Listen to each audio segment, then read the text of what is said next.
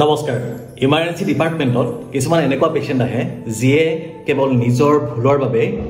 patient হৈ আহে এনেকুৱা এজন পেশেন্ট আহিছিলে মোৰ ওচৰলৈ পেশেন্টজনৰ বয়স হ'ব প্ৰায় 28 বছৰ আৰু পেশেন্টজনৰ শৰীৰত পেৰাচিটামল টেবলেটৰ পয়জনিং হ'ল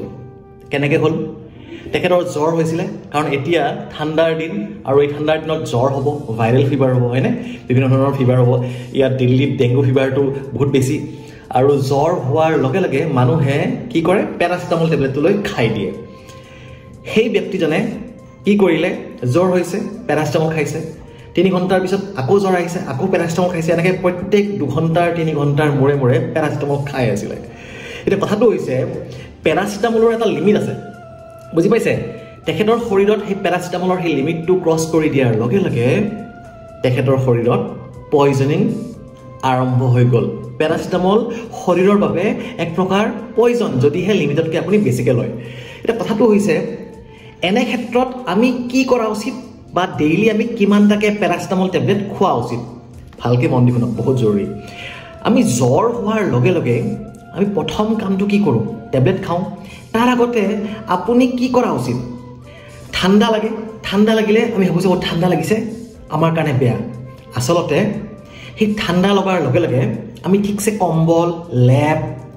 আৰু গৰম গৰম কাপোৰ জেকেট চুৱেটাৰ চব পিন্ধি ল'ম তাৰ ফলত কি হয় শৰীৰৰ ভিতৰৰ পৰা যিখিনি গৰম হিট প্ৰডাকশ্যন হয় সেইখিনি বাহিৰলৈ ওলাই যাব নোৱাৰে ভিতৰতে ৰৈ যায় আৰু গৰম কাপোৰ পিন্ধাৰ বাবে বেছিকৈহে হিট প্ৰডাকশ্যন হয় যাৰ ফলত টেম্পাৰেচাৰ বাঢ়িহে গৈ থাকে আৰু যাৰ ফলত আমি পেৰাচিটামল ল'বলৈ বাধ্য হৈ যাওঁ জ্বৰ উঠিলে হাজাৰ ঠাণ্ডা লাগক আপুনি বেছি ডাঠ কাপোৰ বেছি গৰম কাপোৰ নিপিন্ধিব প্ৰথম কথা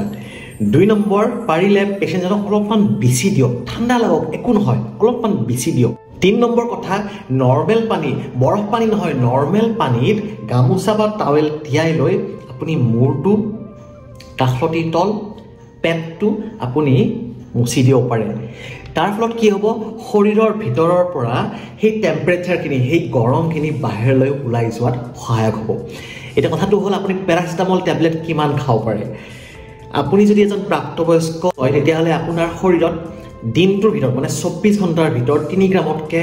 কমকৈ পেৰাচিটামল মুখেৰে যোৱা উচিত সেয়েহে মই ভালকৈ কৈছোঁ মন দি শুনিব আপুনি পৰাপক্ষত আপুনি ডক্তৰৰ পৰামৰ্শ লোৱা উচিত যদিহে ধৰি লওক আপোনাৰ ৰাতি জ্বৰ উঠিছে তেতিয়াহ'লে আপুনি 6 ঘণ্টাৰ পৰা 8 ঘণ্টাৰ ভিতৰত এটা পেৰাচিটামলৰ টেবলেট ৰিপিট কৰিব পাৰে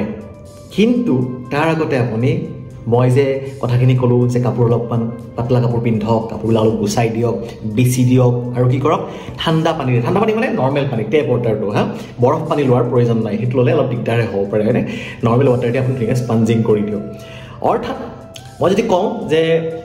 কিমানটা টেবলেট খাব পাৰে দিনটো তেতিয়াহ'লে আপুনি ক'ব পাৰে যে 24 ঘণ্টাৰ ভিতৰত 500 মিলিগ্ৰামৰ টেবলেট আপুনি খুব বেছি 4টাহে খোৱা উচিত 4টাতকৈ বেছি নহয় কিন্তু এই ক্ষেত্ৰতো আপুনি ডক্তৰৰ পৰামৰ্শ ল'লে ভাল ধন্যবাদ জয় হিন্দ